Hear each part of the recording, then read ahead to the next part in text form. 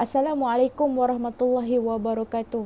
Hari ini saya akan membentangkan laporan individu dakwah tabiki KA1.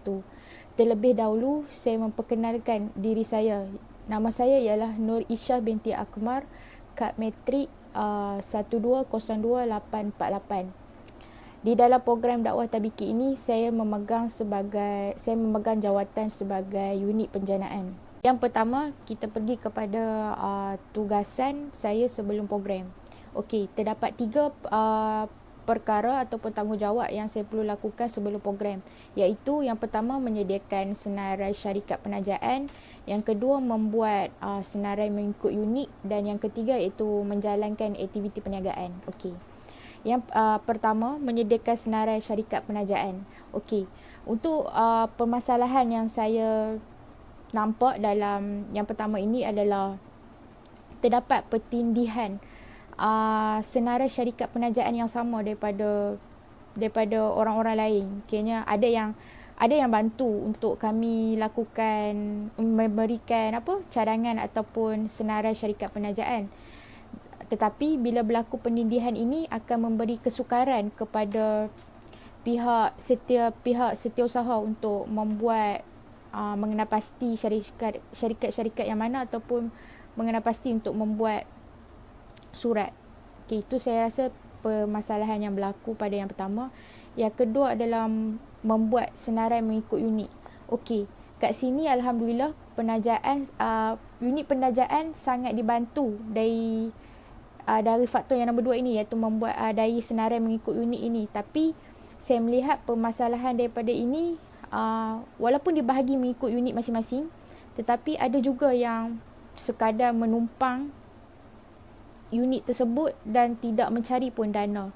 Jadi itu saya rasa permasalahan lah yang mana kita tak patut pun buat macam tu, sebab ini program yang sama-sama kita akan lakukan. Keduanya adalah tugasan saya ketika semasa program. Okey, terdapat 3 tugasan, iaitu yang pertama, saya ditugaskan sebagai unit pengangkutan kerana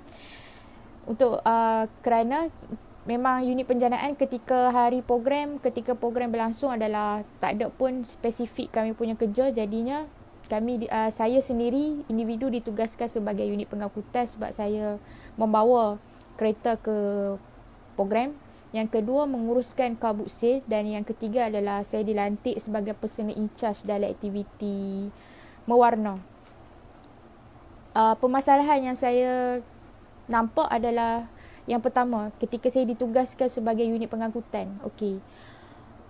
Satunya, tempat program kita adalah sangat tidak strategik lah. Dari sesuatu tempat ke sesuatu tempat, nak pergi tempat tu, nak pergi tempat ni sangat jauh. Jadinya kat situ sudah kita dah makan masa. Bila kita makan masa, atur cara yang kita rancang tu telah jadi tak sepatutnya jadi macam tu. Dan sekeduanya, pengangkutan tak mencukupi. Kayaknya kena ulang-alik banyak kali. Jadi masa tu bertambah lagi tak cukup macam tu. Yang keduanya,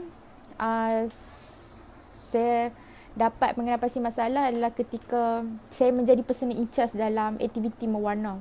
Aktiviti mewarna ni adalah aktiviti yang tumpuan ketika hari ketiga tu. Jadinya kami hanya merancang dalam 50 orang peserta, tapi alhamdulillah lebih. Tapi nak dicakapkan permasalahan itu, kami hanya meletakkan setiap unit pengisian meletakkan setiap aktiviti itu hanya 2 orang personal in charge. Jadi bila peserta ramai, jadi personal in charge tu tidak mencukupi untuk sekadar 2 orang yang buat. Pada masa yang sama ada lagi aktiviti yang lain sedang dijalankan. Jadi itulah permasalahan yang berlaku. Jadi kelam kabut, miscommunication antara saya dengan partner saya seorang lagi. Jadi saya rasa ini permasalahan. Kalau letak 3 orang, InsyaAllah akan lagi baik daripada 2 orang sahaja personal in charge. Terakhir adalah penambahbaikan. Saya berikan dua perkara dalam penambahbaikan, iaitu yang pertama merancang struktur organisasi lebih awal lagi, dan yang keduanya adalah membuat tinjauan terlebih dahulu ke tempat cadangan program. Yang pertamanya, membuat lebih awal kenapa kita kena buat awal lagi struktur organisasi ni, walaupun dakwah tabiki kali ini telah awal dirancang. Kerananya bila sesuatu organisasi itu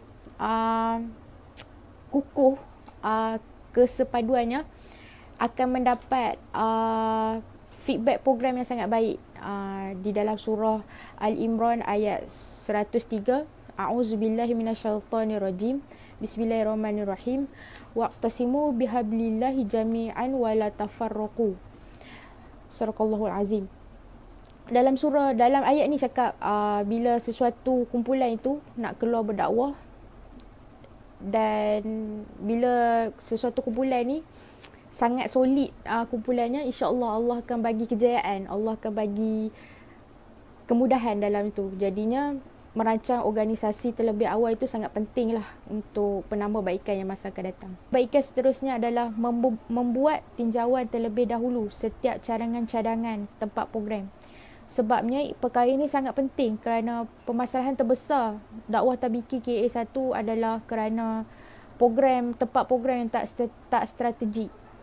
Satu tempat ni nak gerak ke satu tempat ni sangat jauh. Jadinya untuk seterusnya adalah membuat tinjauan terlebih dahulu, buat pembandingan terlebih dahulu yang mana terbaik, yang akan memberi kemudahan kepada semua, barulah menetapkan tempat dakwah tabiki yang perlu dijalankan.